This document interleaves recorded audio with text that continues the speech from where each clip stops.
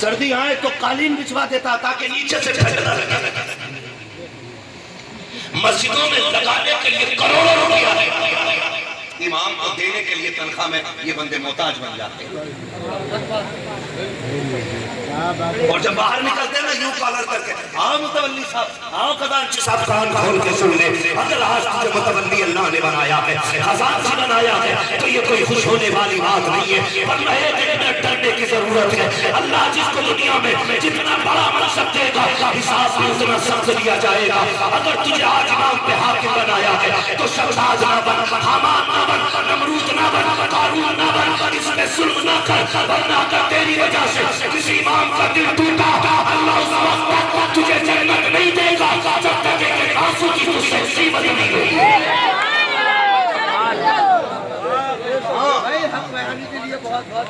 نہیں بخشا جائے گا. اور یاد رکھیے گا حقوق العباد کا جہاں تک معاملہ ہے، آپ ہی دے سکتے ہیں، بڑا مشکل معاملہ ہے. توجہ ہے نا؟ جی جی جی. یہ رویے کرو کام. ایک اصول ہے، خوش دل مزدور کارے بیش بھی کنت. خوش دل مزدور زیادہ کام کرتا ہے. کہاوت ہے، سمجھ رہے میری؟ ہم کام اچھا لینا چاہتے ہیں، اپنے علماء سے تو تنخواہیں اچھی کریں. ایک بہت بڑی کمی ہمارے، سب سے بڑی کمی بتائیں، دین ہمارے پاس بہت کم ہے. علم دین بہت کم، اتنا کم کہ اگر دعائے قنوت تجوید کی رعایت سے میں سننے کے لیے کھڑا کر دوں تو شاید 2% سنا پائیں. یہ کنڈیشن ہے ہماری، سن رہی ہے نا؟ اچھا ایک بات بتاؤ، جب ہم اپنے بچوں کو انگلش میڈیم اسکول میں پڑھاتے ہیں تو کتنی فیس دیتے ہیں مجھے؟ بول سکتے ہیں کم سے کم 1000 روپے مہینہ، کم سے کم ہے نا بھائی. جن کے بچے پڑھ رہے ہیں وہ میرا ساتھ دیں گے، ہے نا؟ میں ایک معمولی اسکول کی فیس 1000 روپے پر منتھ ہوتی ہے. کیوں اتنی مضبوط کیوں؟ آپ نے کہا تمہیں نہیں پتا، بنیاد اچھی ہوگی تو تعمیر اچھی ہوگی. یہی تو مسئلہ ہے، بنیاد مضبوط ہوتی ہے تو عمارت اچھی ہوتی ہے.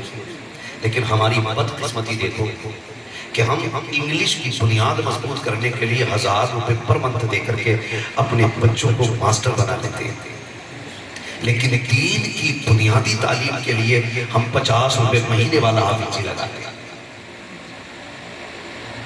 جبکہ آپ اس کی بنیادی تعلیم کے لیے بھی کم سے کم 1000 روپے والا مولانا لگاتے ہیں.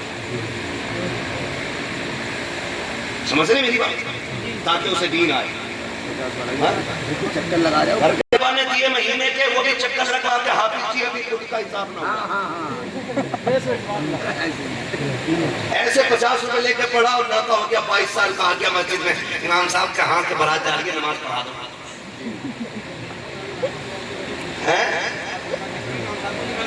میری بات سن لو، میں کسی پہ ذاتی بات نہیں کرنا چاہتا. یہ جو بھی اس کی رڈار پہ آ رہے ہیں نا، علاج کر لینا، ورنہ کوئی پیر تمہیں بخشوانے نہیں آئے. کان کھول کے سن لینا، دین اتنا سستا نہیں ہے کہ علوے بھئیے بیچ کے چلے جائیں. دین سستا ہوتا تو کربلا میں 72 شہادتیں نہیں ہوتی. سن لینا کان کھول کے جو میں بات بتا. 50 روپے دے کر کے پڑھایا، چکر لگوایا، اور جب ہو گیا نا دولا بنا، میں کہتے نماز پڑھا، امام صاحب نیت بتا. امام صاحب کہتے چل نفل پڑھ رہے شکرانے کے، تو یہ سوچ رہے آپ پتہ نہیں اب لگ رہا بخاری شریف سے نیت کرائی ہے. بڑے غور سے سن میاں.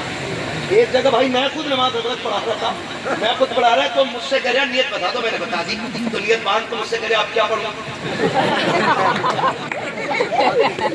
ایک کنڈیشن میری قوم کی ہے، یہ اخبار نہیں سنا رہا ہوں آپ کو، یہ موبائل کے جوک نہیں ہے، یہ وہ ہیں جو میں نے آنکھوں سے دیکھا، کانوں سے سنا ہے، اور مجھ سے کہہ رہا ہے. میں نے کہا یا اللہ اس کا کیا ہوگا؟ میں نے چل جیسے تیرے پرمل ویسے میرے گیت. میں نے بتا دیا پہلے ثنا پڑھ، پھر الحمد پڑھ، پھر سورت ملا. میں نے کہا جیسے باقی پڑھتا ویسی پڑھ. پڑھتے کہ وہ سلام ہی نہیں پھیر رہے. وہ جو ڈلیا لے کے کھڑا تھا نا پیچھے دانوں، وہ کہہ رہا ہے کب تک اور پڑھے گا؟ تو سستے میں سے ہی کہہ رہا تھا کہ یہ آخری رقم. یہ 50 روپے کا نقصان ہے. اور سنا سنو نا، سبحانک اللہم وبحمدی فتبارک اسمک، ایسی تشدید مار رہا اس کو لگا ہاتھ ہی نہیں آ رہا. وہ کہہ رہا بڑی نمازیں پڑھ لوں مگر اندر سے دل صاف نہیں ہو رہا. دل ہوگا کہاں سے صاحب؟ یہ میل ہے، میل اندر والا میل، اسے صاف کرو پہلے۔ یہ مٹی لگ جائے نا، ایک لوٹے پانی سے دھل جاتی ہے۔ کپڑوں پہ مٹی لگ جائے، واشنگ مشین میں ڈالو، 3 منٹ میں صاف۔ ترقی کا دور ہے، لیکن دل میلے ہوتے ہیں نا تو یہ 7 سمندروں سے بھی نہیں دھلا کرتے۔ کہو کہ پھر کیسے دھلیں گے؟ رب کی بارگاہ میں ندامت کے 2 آنسو بہا دو، دل دھل جایا گیا، دل دھل جایا گیا۔ لیکن مسجدوں میں ابھی گولی چل گئی، پنکھے میں کیوں کھڑا ہوا بھائی؟ بند کن نے کرا؟ یہ پنکھا تھا، میں نے کرا، تو ہوتا کون ہے؟ تھا میں نے لگوایا تھا۔ گولی چلی ایک مرامت مسجد پیچھے۔ یہ ہماری مسجدوں کی کہانی ہے۔ ڈاکٹر اقبال نے کہا تھا نہ سنبھلو گے تو مٹ جاؤ گے ہندی مسلمانوں، تمہاری داستان تک بھی نہ ہوگی داستان۔ اس لیے رویے بہتر کریں گے انشاءاللہ، کریں گے بہتر انشاءاللہ۔ اپنی مسجدوں کے امام مضبوط رکھو۔ کہہ رہا پتہ نہیں امام صاحب پڑھا میں تو دل نہ لگ رہا، تو دل کہاں سے لگے؟ امام صاحب کچھ کہہ رہے اللہ اکبر، کل مہینہ پورا ہو رہا، گوشت والا بھی آ گیا، کپڑے بھی لینے، شادی بھی آ گئی، وہ 36 چیزیں نماز میں سوچ رہا ہے، تو میرا دل کہاں سے نماز میں لگے؟ ہاں بھائی، کیونکہ تم نے دی 9,000 وہ ہو گئے خرچ 15 دن میں، باقی کے 15 دن کا کہیں حساب لگے گا کہ نہیں؟ وہ نماز میں ہی لگتا۔ اتنی تنخواہیں خرچ ہوتی کہ انہیں کبھی سوچنا نہ پڑے کہ جب وہ آئے مسلح پہ خود بھی رب کی بارگاہ میں ہو اور مقتدی بھی رب کی بارگاہ میں ہو۔ کریں گے انشاءاللہ، کرتے انشاءاللہ وعدہ ہے نا؟ کوئی بھی متولی خزانچی ہو، مسجد چمکاؤ کم، امام کو مضبوط کرو زیادہ، ٹھیک ہے نا؟ امام کو مضبوط کرو، زور سے مضبوط کرو۔ میں تو یہ دیکھتا ہوں نا، مولوی بیٹھا تو آ کے کروٹ میں کان پہ ٹانگ رکھے۔ یہ ہم اپنے علماء کا احترام کرتے ہیں؟ تمیز تک نہیں، ہمیں تمیز، شعور نہیں ہے یہ کون ہے۔ میں تو کھل کے کہتا ہوں اگر آپ کا بیٹا حافظ قرآن ہو جائے نا تو بیٹا سمجھ کے ذلیل نہ کرنا، آپ بھتیجا حافظ قرآن ہے تو بھتیجا سمجھ کے حقیر نہ جاننا، آپ کے خاندان کا کوئی بچہ حافظ قرآن ہے تو اسے بھولو کا بیٹا سمجھ کر کے حقیر نہ سمجھنا۔ اگر آپ کا بیٹا بھی حافظ قرآن بن گیا ہے اور وہ چل کر کے آئے، اٹھ کے کھڑے ہو جاؤ، یہ سوچ کر کے نہیں کہ بیٹا آیا ہے، یہ سوچ کو عزت دو کہ مصطفیٰ کے دین کا وارث چلا رہا ہے۔ لگے رہتے ہیں نا، بہت کڑوی باتیں کرنے لگا ہوں، اللہ کرے معاف کر دیں آپ مجھے، اور نہ بھی کریں گے تو یہ میری ڈیوٹی ہے، یہ کرسی ہر ایک کو نہیں ملتی ہے، جب یہ ملی ہے تو پھر کچھ کہنے کے لیے میں چاپلوسی کر کے دلالی کر کے پیسے رول کے نہیں نکلوں گا، اتنا کڑوا بول کے جاؤں گا کہ قبر تک میری باتیں یاد آئے گی۔ جو ہے سارے لوگوں کی بہت غور سے سنیے گا، اللہ نے بڑے امیر بنائے، تعارف کراتے جا کے یہ سیٹ ہے ہمارے بستی کے، تو سیٹ یوں ہو جاؤ، پھر اس کی گردن بھی نہیں مڑ گئی کیونکہ وہ سیٹ ہو گیا، نیتا جی پردھان ہے، پردھان جی ہے، تو پھر وہ مولانا کے سامنے نہیں ہوتی۔ سن بھائی رحم کر اپنے اوپر، مولوی پہ نہیں اپنے اوپر، کیونکہ میں نے دیکھا کئی لوگوں کی یہ باتیں دیکھی ہیں میں نے۔ توفیق بھائی کہ انہوں نے فون کیا بھائی آپ کے ذمہ مدرسے کی رسید تھی، تو پتا کیا کہتے ہیں یار مولانا تم نے تو جان ہی کھا لی، ایک رسید ہی تو ہے اور کیا ہے، پھر کریو کٹ۔ کس سے بات ہو رہی ہے؟